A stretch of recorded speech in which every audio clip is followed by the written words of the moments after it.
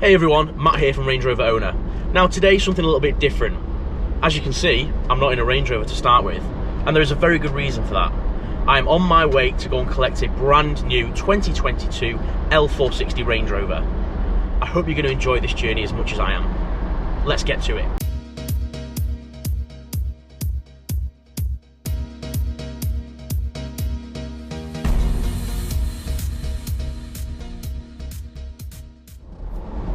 So firstly, I need to apologise for what I bet is not going to be great audio on this video. This is purely just because I'm having to film this just on my GoPro for this entire trip, and also the lighting's not perfect as I would I'd hope it to be, and that's just purely because it is very early from where I'm setting off to. So I'm currently driving down south to a place called Newbury, where I'm going to be collecting this new 2022 Range Rover.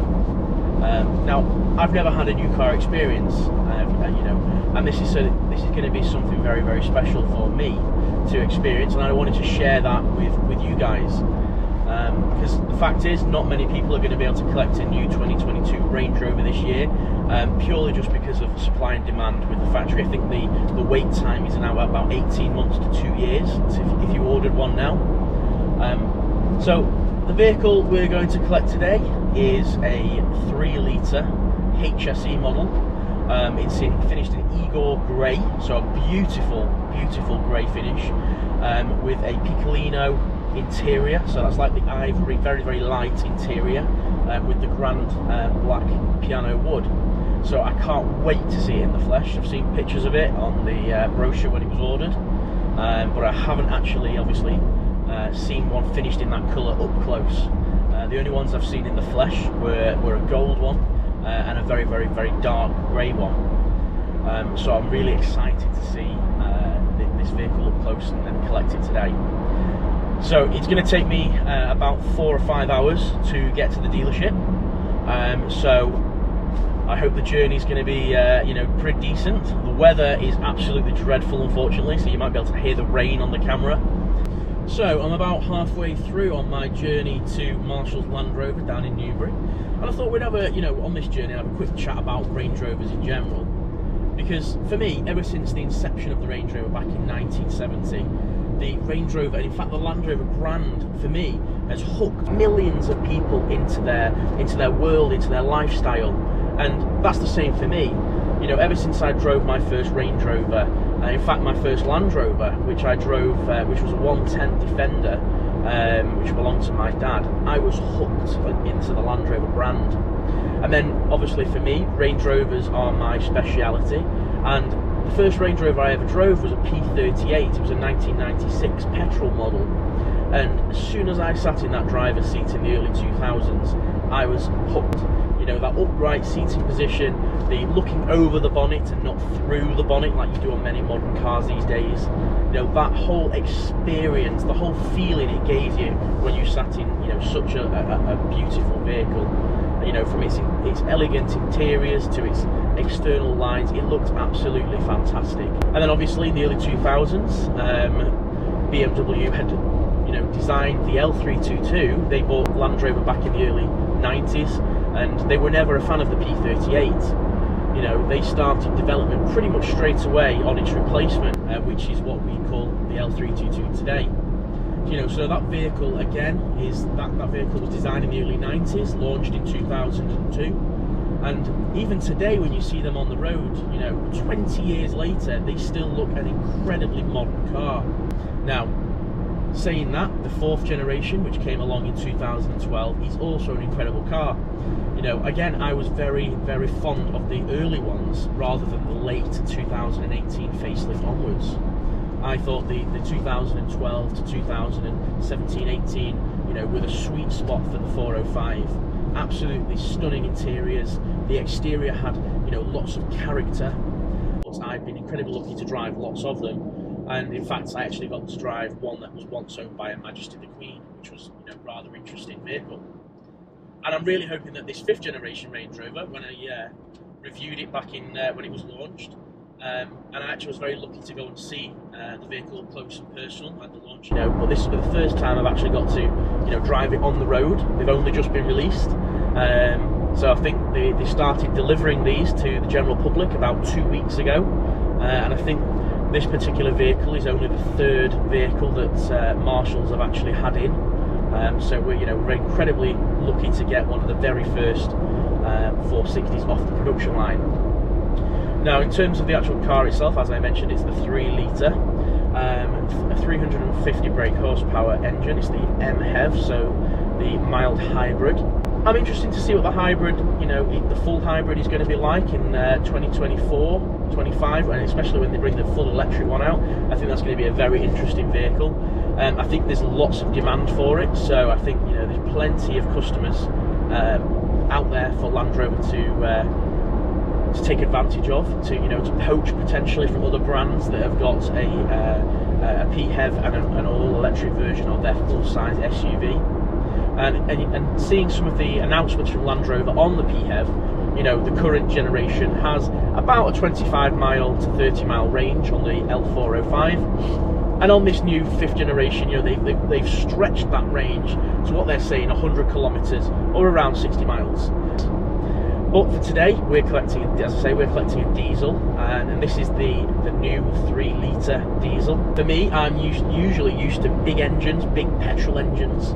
My daily drive is a 4.4 V8, and while that is quite a low brake horsepower, it's around 282, I think, brake horsepower.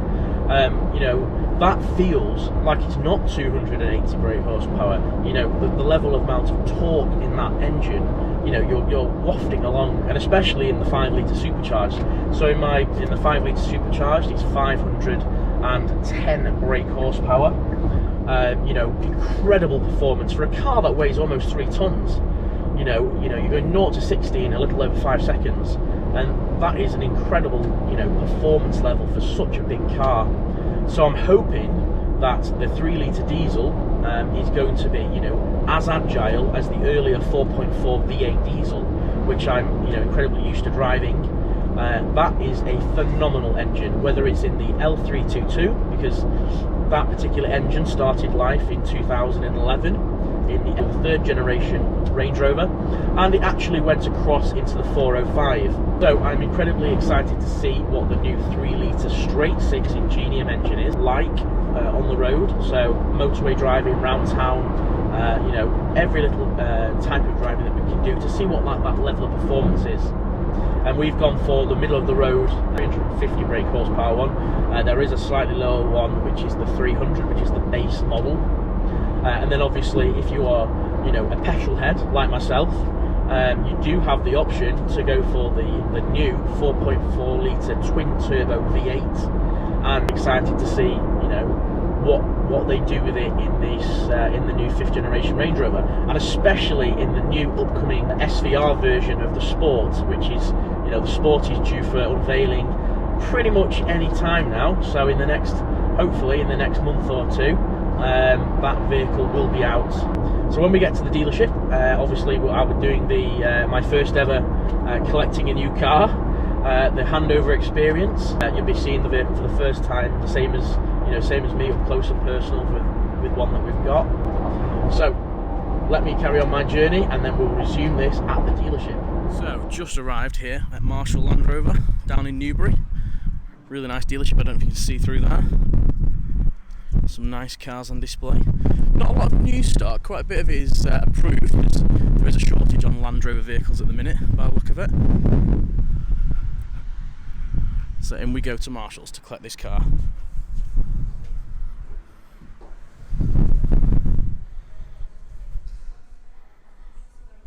So, nice selection. Nice Defender there. Defender 90 in that gorgeous green. If I was having one, this would be the colour I would go for. The outgoing L405 model there. Approved used, because you can't get these new anymore. They're not building them anymore, obviously. Looks like it's in Santorini black. And then the range topping Sport, so SVR 5 litre supercharged. And then, not to forget, it's a nice little Disco Sport at the end there, best selling model Land Rover make. So great selection. Nice velar there. And then this is what we've come to collect today. Yeah, so they're just finishing prepping it as we speak. So I'm going to go and do the paperwork, and then we'll resume this once we've got the vehicle.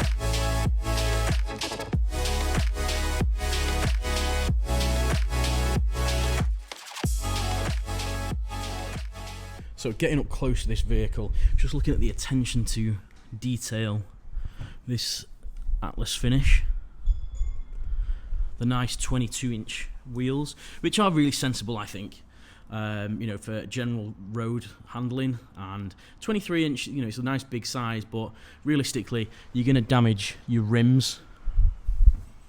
That new side finisher, so gone of the vertical fins. The grille has gone, and then we've now just got this inlaid finisher.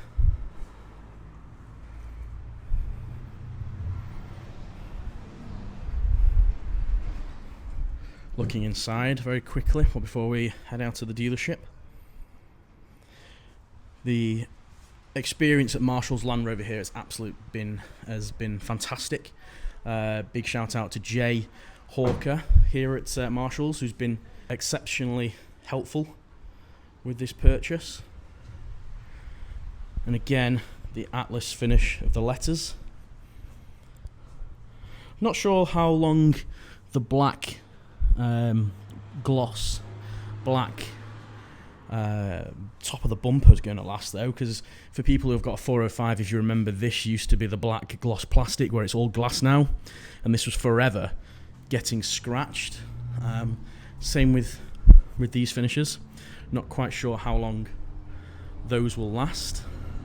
Obviously the door handles are the ones that go inside now, so when it's locked it is completely flush.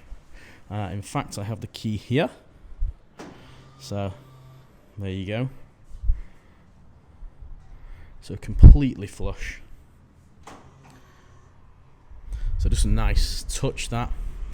Headlights, we've got the LED matrix on these ones, on this particular model. So, and this beautiful actual, this metal grille, I think it's metal, is it? Pretty sure it's a metal finish. Very flush, so it's very 405 at the front for people who are used to the 405, but I do think it's a lot more boxier, so it's a lot more straight finished rather than sloped. We'll show you the interior when we get outside so we can get some proper light, but overall I'm super excited to be taking this away. Oh, nice little flash then, because I didn't open the doors. Let's open it again. You can see the signature lights coming on.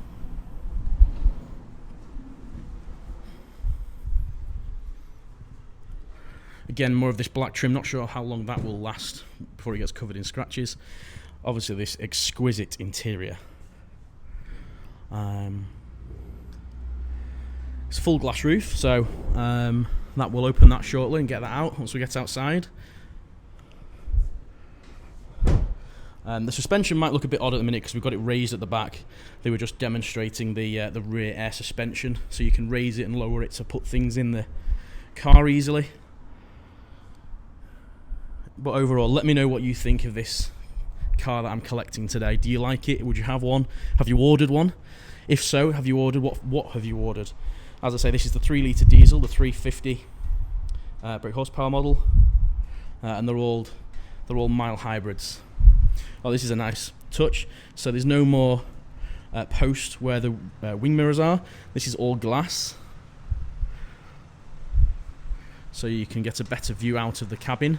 So if you can see over there, through there, you can see through that side post. I just can't get over how good the interior looks.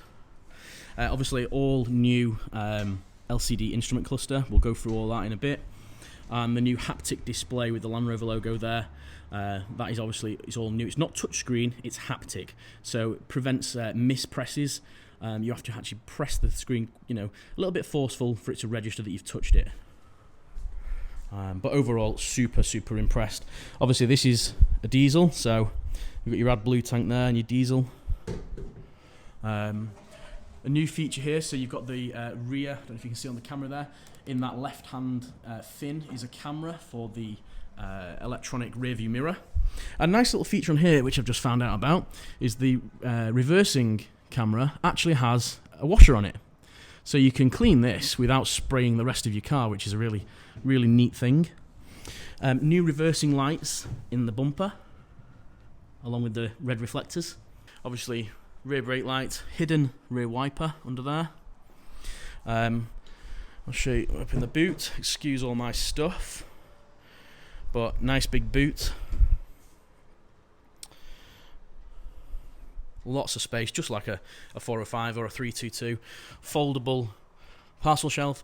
I think this is a much better design than previous ones, where if you've got a 322 or a 405, they would forever get stuck when you pushed them past here. Either the pegs or the actual cover itself would get stuck. Really nice. This car's actually got the gesture controlled tailgate as well, which is a nice feature, and you can close them together. So this is a HSE model, so mid-spec. It's not the SE one, which is the entry level. This is the next one up. So you get lots of extra toys on here. It's got the 800 watt 3D surround sound system. So lots of toys to play with later. I just can't get over how nice this front end is. It's really good. The Land Rover design team have done a fantastic job. The whole car just looks a lot less cluttered than the 405, in my opinion. So the 405, you know, it was really nice, but the lines down the side looked a little bit cluttered. There was a lot, not that you'd notice though, but when you see this up close and personal, in person, it's so smooth. It's really sleek. The fact that you've got no weather stripping at all. So the weather strips are actually under the metal. So, you know, it's really, really nicely finished. Great design. This great big glass at the back, so no rear E-post anymore. So that's pretty much it on here. Oh, we've got this little sill that sticks out slightly, so this is part of the door. So this sill trim, just to give it a bit of definition, I suppose. Bit of protection for the doors if you're ever taking this thing off-road. Not that many owners, I imagine, would. But very, very nice. Okay, so we're going to get this outside in a few minutes, and then we're going to take it for a drive. We're in the car, got the key. I've been driving this for about 15 minutes, just to get used to it, because obviously it's a new car, it's a very big car. It feels, I think, a little bit bigger than a 405. Not massively, but it definitely feels bulkier than a 405, I would say. In terms of performance, absolutely outstanding. The 3 litre, the 350 D350 is fantastic. Plenty of performance. I'm just currently on the motorway now, just cruising along. In terms of the rear wheel steering, you can really notice the rear wheel steering. It's been going around a lot of roundabouts and quite tight bends. Because of the size of the car, and because it is a bit bulkier than its predecessor, that rear wheel steer definitely does come into its own. As we talked about, engine performance, absolutely fantastic. Braking performance, I think even better than the 405. Now, you know, you only have to tap the brakes and you've got a huge amount of braking potential. I'm driving this, you know, rather leisurely. I'm quite a relaxed driver. I'm not an intense driver in most circumstances. But if you were and you had one of these, even given its size, you know, you could throw this car about quite a bit. Especially if you got the one with the twin turbocharged engine. You know, you would be more than happy with the braking performance of the car. So now down to the ride handling of the car, so the suspension. This car has got the adaptive dynamics that you would expect of a Range Rover, but it also has the satellite navigation feature.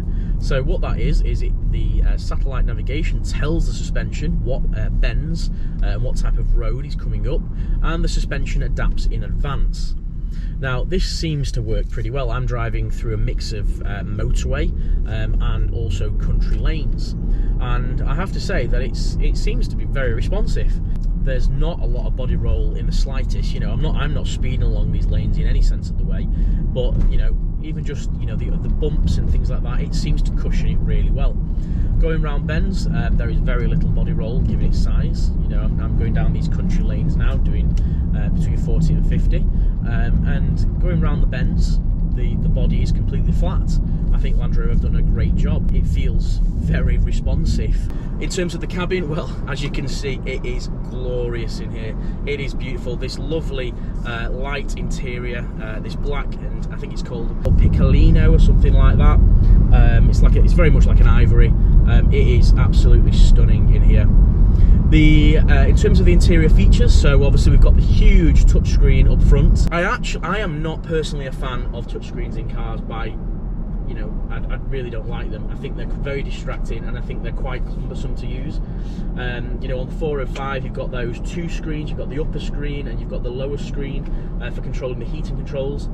On this one, I'm very glad to see that the physical heating controls are back, although it's a bit of a combination of a touchscreen and physical buttons. So where on the 405 you've got the two dials on the touchscreen that you can physically move, on this particular model, on the L460, you've got the two round dials, but you actually have to push and pull them to do different functions, and then the function changes on the screen. So that's a bit, you know, a bit unusual. In terms of the big screen itself, it's very, very nice to use actually. I'd say I'm not a fan of touchscreens in the slightest, and it actually feels like you're pressing real buttons. So technically it's not a touchscreen. Land Rover are calling it a haptic screen.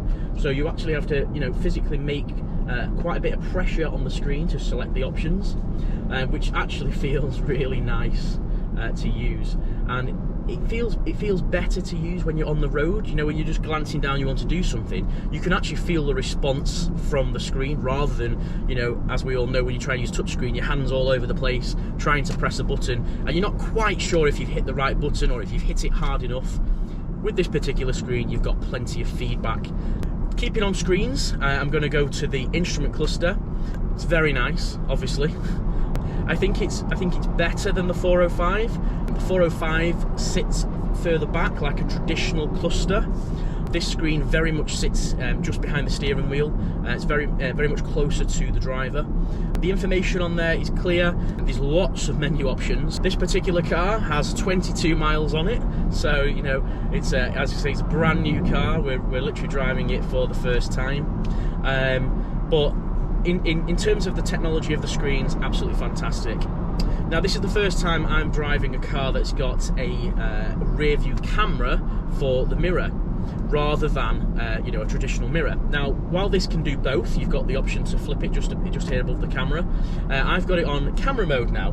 Now on camera mode, the view of the screen is very wide actually. However, what I've noticed, because it's gone nice and sunny now outside, I don't know if you can see, but when you're driving along, if you get a bit of sun on the rear glass, you can hardly actually see the image in the mirror.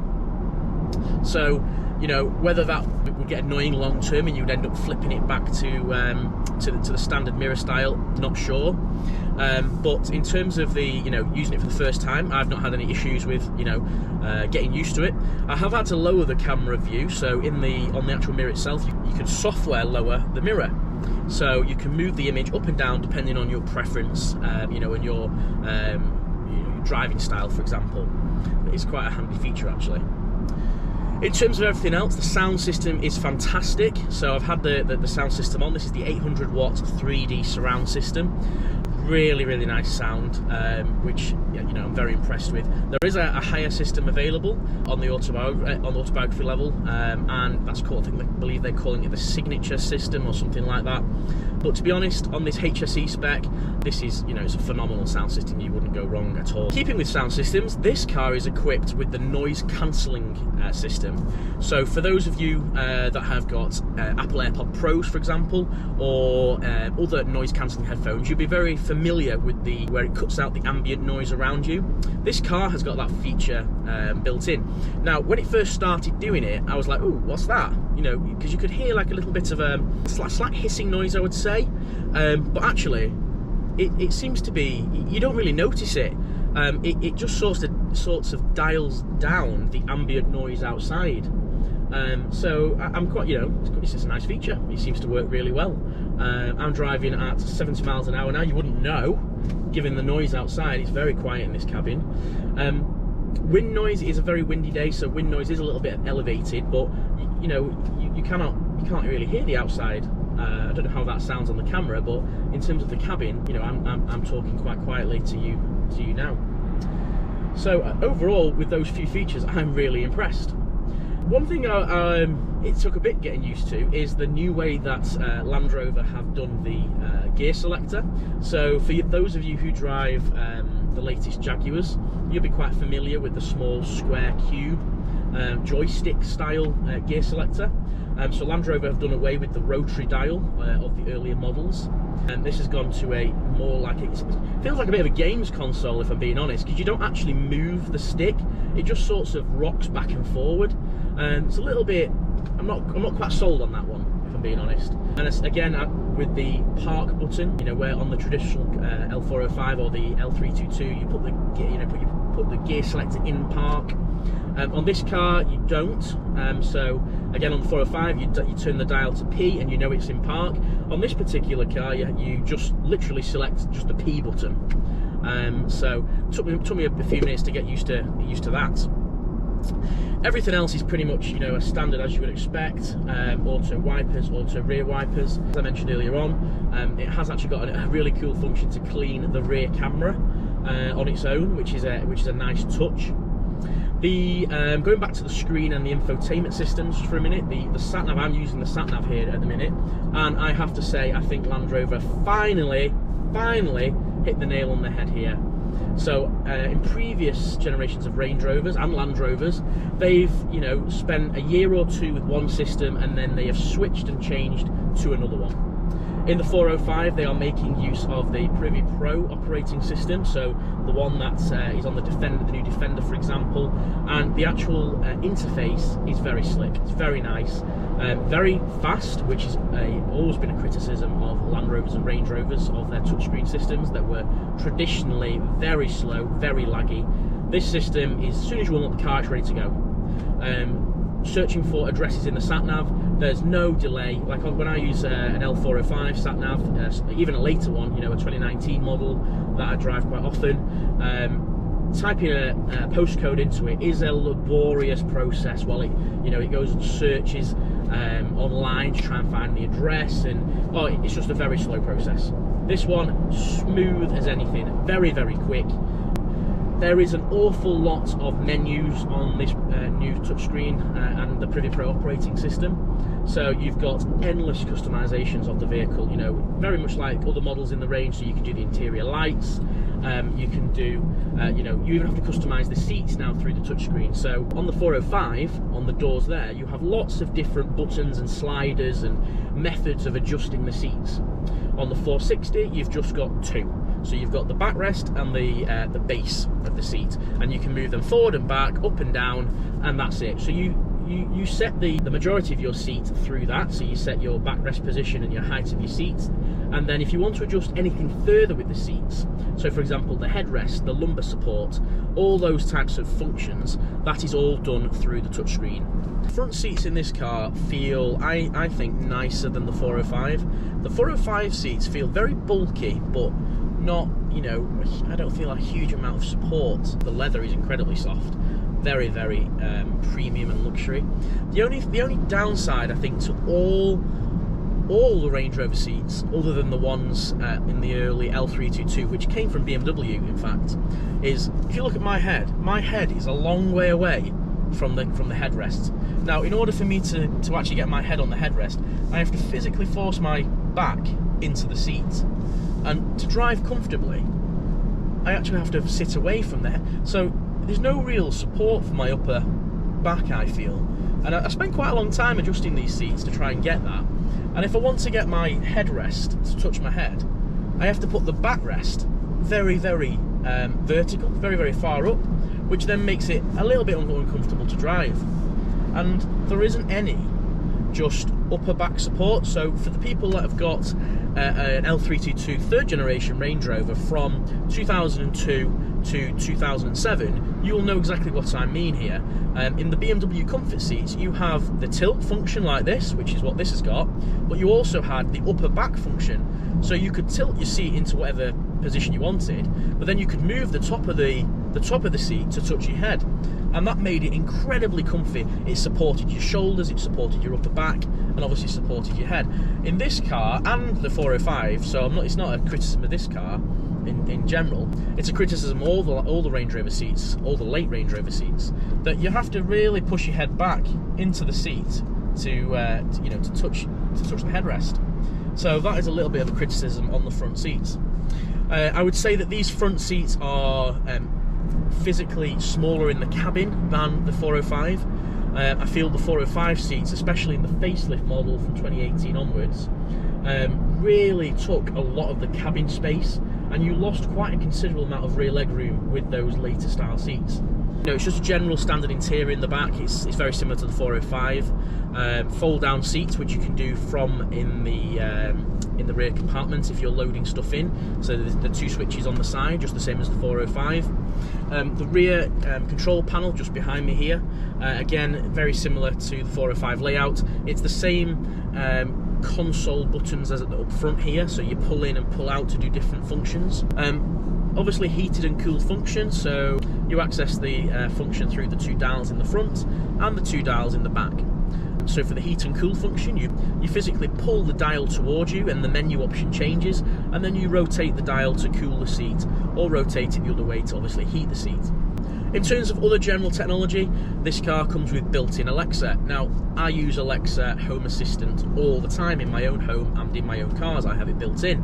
So it's really nice to be able to see that Land Rover are embracing this technology and actually delivering it in their vehicles on the road. It also comes with Android Auto and Apple CarPlay, wireless Apple CarPlay as well, which is nice. So I've got that connected up at this minute in time. So, lots and lots of modern features that I think Land Rover will maintain on this particular model. Obviously, as I said earlier on, historically Land Rover have only maintained their infotainment systems for a couple of years and then moved on to the next one. But they seem, with the Privy Pro system, to be sticking with it, and I really hope that they carry on doing that into the future. The car supports over-the-air updates, so you can get any software updates via the touchscreen. There is actually a software update button. You can also set up driver profiles, so if you're sharing your car with your partner or another family member, you can actually set up your own driving profile on the screen. So that saves all your settings. You log into it, you select your name, and you've got all your preferences pre-saved into the car. Very much like where you can have the memory seat function as well, so you can unlock the car, press the button and your seats and mirrors all move into your position. Same principle, but you can actually now save your infotainment preferences as well. Now, back to the interior, I have to say that I am a huge fan of light interiors. My own cars are all light interiors, all ivory leather, and Land Rover have not disappointed on this car. It's a bit of a combination, this one, so this is a bit it's black and ivory, which is a nice touch. I usually only go with all ivory, so if I was ordering one, that would be the spec I would go with. But overall it is an absolutely gorgeous interior. You've got the all glass panoramic roof above us. We've got it closed at the minute just so the sun doesn't glare onto the camera. The steering wheel, obviously a new design. It looks like it's taken a bit from the Velar, which it is, I think, the overall style of it. And it's got a bit of Defender in there, which is quite nice to see. Lots and lots of buttons on here, so you can do a lot of the controlling of the instrument cluster from the steering wheel itself. Is like a menu system, lots and lots of buttons. It's like a D-pad joystick type thing that you can use. It's got adaptive cruise for those people that are familiar with that, very standard on here, heated steering wheel.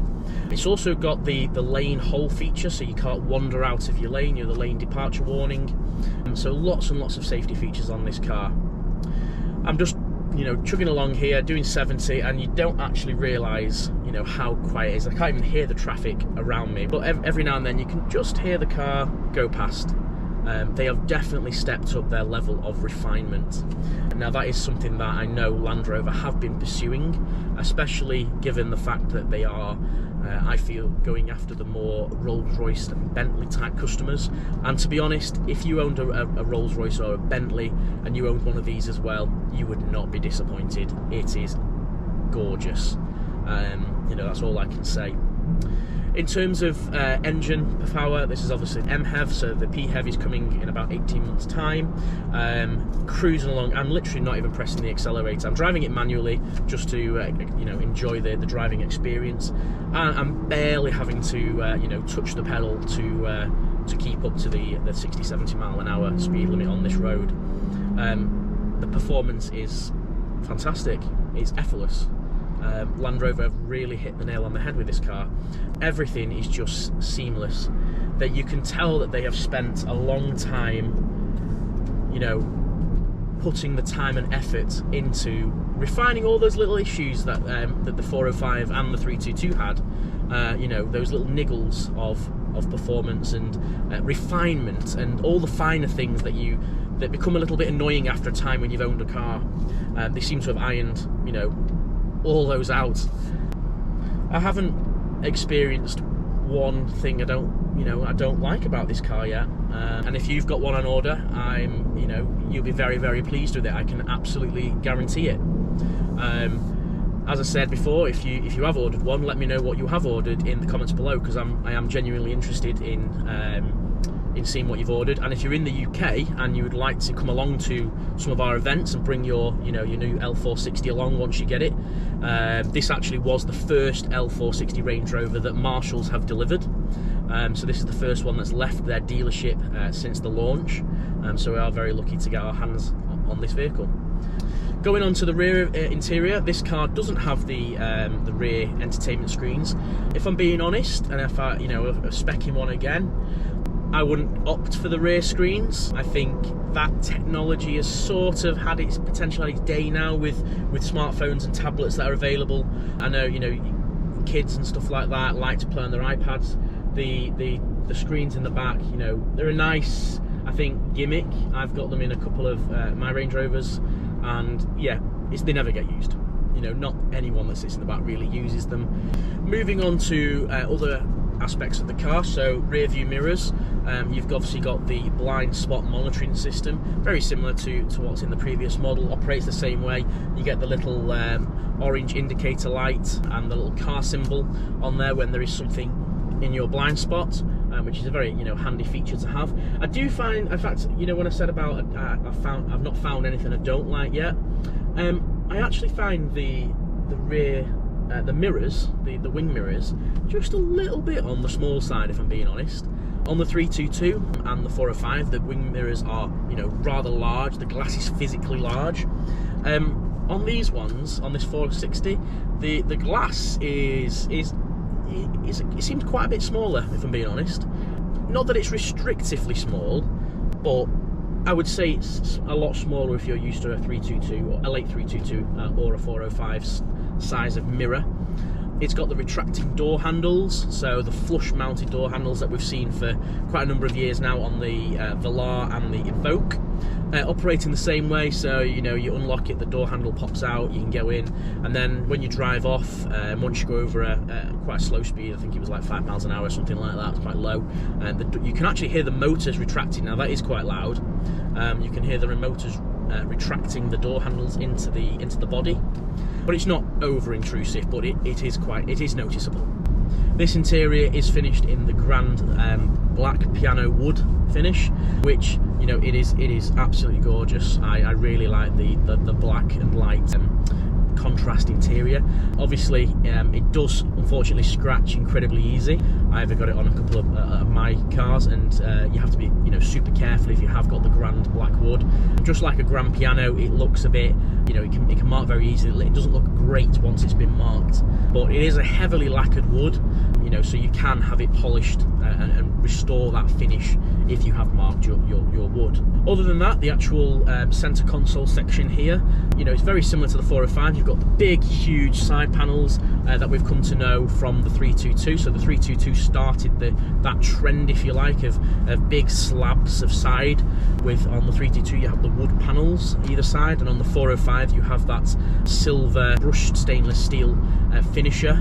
On this one it's very similar. It's more of a shiny metal, a bit like a noble finish. If you know what the noble finish is on the Range Rovers, it feels really nice, very smooth. It's not rough in any way. You've got the ambient lighting in here, so I've got it set to, I think, to ocean blue at the minute. So nice when I go over through a bridge, it's a bit dark. You can actually see it in the door cards, and that adds a real ambiance to the car. Now I'm just on my way to drop this car off. I've got about 45 miles to go because unfortunately this car is not mine. I have been incredibly fortunate and privileged to be given the chance to go and pick this car up for my boss, who I work for, as my day-to-day job. So I'm on the way to drop this off now at her house, but I'm incredibly thankful for Jill for giving me this opportunity to go and pick this car up and experience a new car handover, because I've never had that option before, the opportunity before. And as I say, I get to drive lots and lots of Range Rovers all the time, and this has got to be one of the nicest I've ever been in. Just the drive alone, not counting the interior and the exterior and everything like that. Just it's very Rolls-Royce-esque driving style. It's very relaxed, no real effort required. So now I'm going to just sit back, relax, and enjoy the rest of this drive while I've got this car for the next hour or two. So I really thank you for watching this video, and if you have enjoyed it, please let us know in the comments what you've enjoyed about it, what you've really liked about the car. If you're getting one, please let me know. And as I say, if you own any Range Rover, the Range Rover Owner Club, we cater to everyone from the the cars at the very beginning, from the 1970. We've got people in the club that have got a 1969 Velar, pre-production Range Rover, and as you can see, all the way up to the latest, literally 58 miles on the clock old L460 Range Rover. So we cater from everything, Evoques, Sports, Velars, you name it, we cater for it. Please check out our website at rangeroverowner.com and check out our Facebook page where we list all our events that we do throughout the year. Don't forget to subscribe to the channel if you want to see more, and hopefully more on this particular vehicle in the future, and obviously lots more on our other vehicles that we've got. And our Balmoral series, if you've been watching that, our Range Rover restoration series is coming back. We started it last year, and for one reason or another it got delayed with our video production, but that series is coming back, and you will get to see the finish of that vehicle. So don't forget to subscribe to the channel. If you've enjoyed this video, please give us a thumbs up, and I'm going to sit back, relax, and now enjoy the rest of my ride. Thank you for watching, and I'll see you in the next one.